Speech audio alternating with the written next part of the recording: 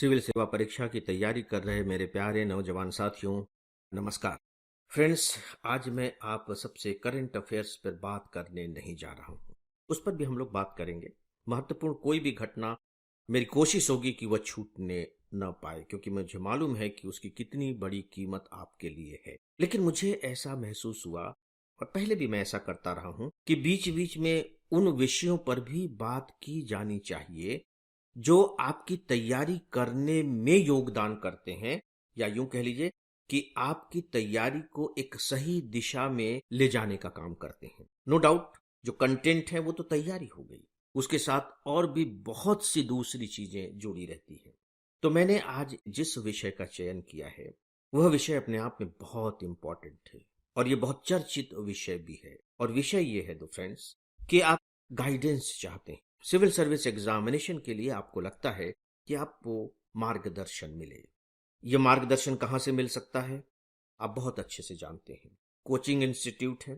पूरे देश में कोचिंग इंस्टीट्यूट अवेलेबल है।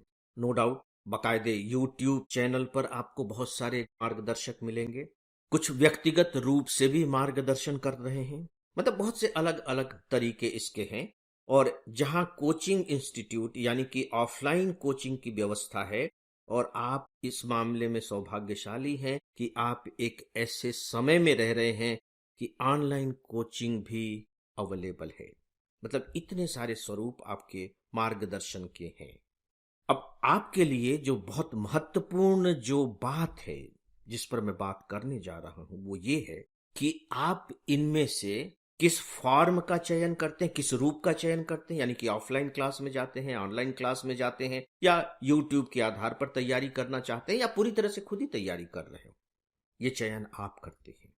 जब आप एक बार इसका चयन कर लेते हैं कि मुझे ऑफलाइन क्लास में जाना है, ऑनलाइन में जाना है, तो फिर देखिए कि आप जो चयन कर रहे हैं दरअसल ये है क्या। मुझे ऐसा लगता है कि मैं किससे गाइडेंस लूंगा, कौन मुझे गाइड करेगा, इसका चयन एक प्रकार से मार्ग का चयन करना है, रास्ते का चयन करना है। इसे आप इस रूप में समझिए कि आपकी एक मंजिल है, डेस्टिनेशन है, और आपकी मंजिल क्या है? सिविल सर्वेंट बनना। आप यहां तक पहुंचना चाहते हैं। यहां तक कैसे पहुंचेंगे? पहुंचाने का माध्यम क्या है? पहुंचाने का माध्यम है मार्ग। रास्ते की यात्रा करके, रास्ते पर चल करके आप डेस्टिनेशन तक पहुंच जाएंगे। अब यह बहुत ही छोटा सा व्यवहारिक लेकिन बहुत ही महत्वपूर्ण तार्किक प्रश्न ये है कि आप इस मंजिल तक पहुंच सकें, क्या इसके लिए इस बात की कोई अहमियत नहीं है कि रास्ता सही हो? क्या आपको लगता है कि आप किसी भी रास्ते पर चल करके इस मंजिल तक पहुंच जाएंगे? क्या आपको लगता है कि गलत रास्ता किसी को भी, किसी भी मायने में, केवल इसी मायने में नहीं, सही मंजिल तक पहुंचा सकेगा? इसका उत्तर देने की मुझे जरूरत नहीं है। हर कोई इसका उत्तर जानता है। इसका मतलब यह हुआ कि आप किस रास्ते का चयन करते हैं, इससे इस बात का कमोवेश तो निर्धारण हो ही जाता है कि आप अपनी मंजिल तक पहुंचेंगे या नहीं पहुंचेंगे।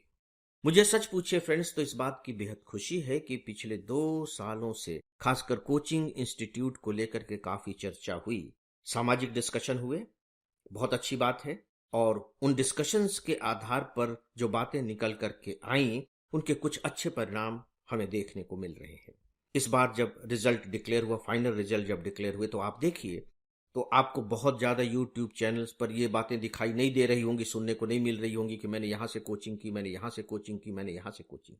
अखबारों में भी आपको बहुत सारे ऐसे विज्ञापन पढ़ने को नहीं मिले होंगे कि हमारे यहां से 1,000 में से 400 सेलेक्ट हुए, 500 सेलेक्ट हुए, 700 सेलेक्ट हुए, पता नहीं कितने कितने सेलेक्ट हुए। कुछ फिर भी आए, लेकिन इतने ज्यादा नहीं आए। तो सवाल एक यहां यह भी उठता है कि अब क्या हो गया? पहले इतने सारे कोचिंग इंस्टीट्यूट से इतने सारे लोग सेलेक्ट होते थे, तो अब वो कहां से सेलेक्ट हो रहे हैं? सेलेक्ट तो हो रहे हैं, उनकी संख्या तो कम नहीं है। पहले जो टॉपर्स होते थे वो बकायदे प्लेटफॉर्म पर जाकर के बताते थे कि मैंने यहां से कोचिंग ली, मैंने वहां से कोचिंग ली। और मजेदार बात है कि एक ही जो टॉपर है वो 10-10 जगह से कोचिंग लेने की बात करता था, और सबकी बराबर रूप से तारीफ करता था। तो अब ऐसा क्यों नहीं हो रहा है? इसका मतलब है कि इस पर जो सोशल डिबेट हुई उसका इम्पैक्ट पड़ा, और फिर कानून ने अपना काम तो किया ही किया। तो इससे कम से कम मुझे लगता है कि आपको एक फायदा तो हुआ कि जो बरगलाने वाली जो स्थितियां थी वे थोड़ी सी नियंत्रित हो सकी। देखिए होता क्या है ना कि विकल्प डेफिनेटली हमें लोकतांत्रिक प्रणाली उपलब्ध कराता है। विकल्प का मतलब है लोकतंत्र, यानी कि आपके पास चयन की सुविधाएं हैं। लेकिन जब विकल्प बहुत सारे हो जाते हैं तो चयन की सुविधा दुविधा में बदल जाती है। और उससे भी बड़ी बात है कि जो हमारे सामने विकल्प आ रहे हैं, जब उनमें गल्प शामिल हो जाता है, उनमें बकवास शामिल हो जाते हैं, तब तो दुविधा और कई गुना ज्यादा बढ़ जाती है, जो स्थिति कुछ समय पहले बनी हुई थी। लेकिन याद रखिएगा, ये खत्म नहीं हुई है। मैं ये क्यों कह रहा हूं खत्म नहीं हुई है? कुछ समय पहले की ही बात है, कुछ दिनों पहले की बात है कहना चाहिए। आपने अखबारों में पढ़ा होगा, पता नहीं आपका ध्यान गया कि नहीं गया। मैं इसी को केंद्र में रख करके आज आपसे ये बात करने जा रहा हूं। अखबारों में एक छोटी सी खबर छपी थी, लेकिन आपका ध्यान मुझे लगता है कि जाना चाहिए था। खबर यह है, मैं आपको पढ़ करके भी सुनाऊंगा, उसी के शब्द में दोहरा रहा हूं जो अखबार के शब्द हैं। केंद्रीय उपभोक्ता संरक्षण प्राधिकरण सीसीपीए ने 2022 सिविल सेवा परीक्षा से संबंधित भ्रामक विज्ञापनों के लिए, मैं नाम जानबूझ करके नहीं ले रहा हूं कि ऐसा किस एकेडमी पर किया गया है ना, इसके लिए मुझे माफ करें। आप अगर इंटरेस्टेड होंगे तो आप जाकर के आप ढूंढेंगे तो आपको मिल जाएगा, क्योंकि अच्छा नहीं लगता नाम लेना। विज्ञापनों के लिए आईएएस अकादमी पर 5 लाख रुपए का जुर्माना लगाया है। क्यों किया गया ऐसा? कोचिंग संस्थान ने अपनी सफलता दर और सफल अभ्यर्थियों द्वारा लिए गए पाठ्यक्रमों की प्रकृति के बारे में झूठे दावे किए थे। अकादमी ने 2022 यूपीएससी सिविल सेवा परीक्षा के लिए अपने विज्ञापन में दावा किया कि अखिल भारतीय स्तर पर 933 में से उसके संस्थान के 336 अभ्यर्थियों का चयन किया गया। सीसीपीए के जांच से पता चला कि सफल घोषित किए गए 336 उम्मीदवारों में से 221 ने केवल निःशुल्क साक्षात्कार मार्गदर्शन पाठ्यक्रम में भाग लिया था, जबकि अन्य ने अल्पकालिक या विशिष्ट पाठ्यक्रमों में भाग लिया था। तो ये भ्रामक विज्ञापन देने के लिए उन पर 5 लाख रुपए का जुर्माना लगाया गया है, जो सच पूछिए तो अगर आप इस जुर्माने का विश्लेषण करेंगे तो आपका निष्कर्ष निकलेगा कि ये तो ऊंट के मुंह में जीरा भी नहीं है। इतने बड़े बड़े संस्थान है, 5 लाख रुपए के जुर्माने से क्या फर्क पड़ता है? इसका मतलब है कि स्थितियां अभी भी बहुत क्लियर नहीं है, और हम एकदम से स्थितियां क्लियर हो जाएंगी इनकी हम उम्मीद भी नहीं करते। यहां मैं थोड़ी सी ये बात आपको जरूर बताना चाहूंगा कि सूचना देना एक बात है, विज्ञापन देना एक बात है। जैसे अगर कोई संस्थान खुलता है मान लीजिए, या कोई संस्थान बहुत अच्छा कर रहा है, तो उसके बारे में अगर आपको पता नहीं चलेगा तो आप एक्शन कैसे लेंगे? कैसे उसके बारे में जानेंगे? कैसे उसके बारे में और पता करेंगे? कैसे वहां जाएंगे? तो विज्ञापन तो जरूरी है कि आपको बताया जाए कि भाई ये हैं, लेकिन गलत विज्ञापन देना, उसमें गलत दावे करना, वो गलत है, वो भ्रमित करना है। तो यहां विरोध विज्ञापनों का नहीं है, यहां जो विरोध है इनफैक्ट गलत विज्ञापनों का है। अब सवाल उठता है कि आप क्या कर सकते हैं, आपको क्या करना चाहिए? दोस्तों, बस यही बताना मेरा मकसद है। आपको करना यह चाहिए कि जब भी आप मार्गदर्शन के लिए डिसीजन ले रहे हैं तो बहुत इत्मीनान से डिसीजन लीजिए, हड़बड़ा के डिसीजन मत लीजिए। आप देखिए रास्ते का चयन कर रहे हैं, यदि यह चयन गलत हो गया तो मंजिल तक पहुंचना मुश्किल हो जाएगा।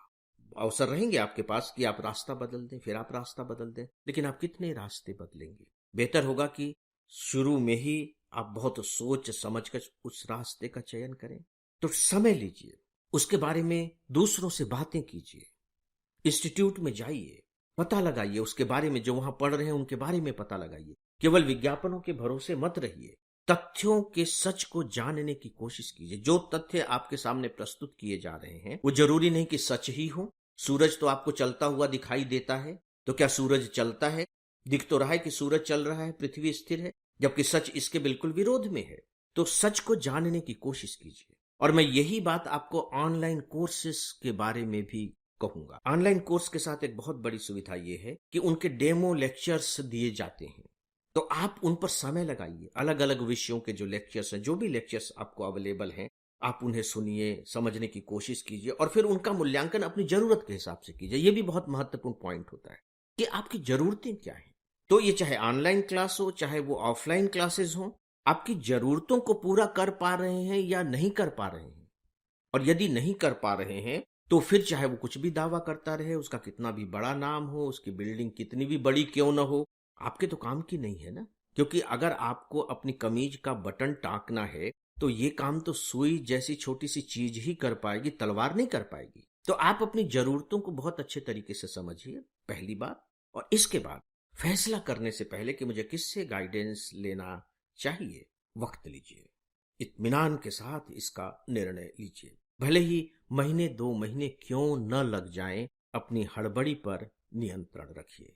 तो दोस्तों, आज इस विषय के बारे में बस इतना ही, और इसी के साथ ही इस आज के डेली ऑडियो लेक्चर को यहीं समाप्त करने की आप सबसे इजाजत चाहता हूं। नमस्कार।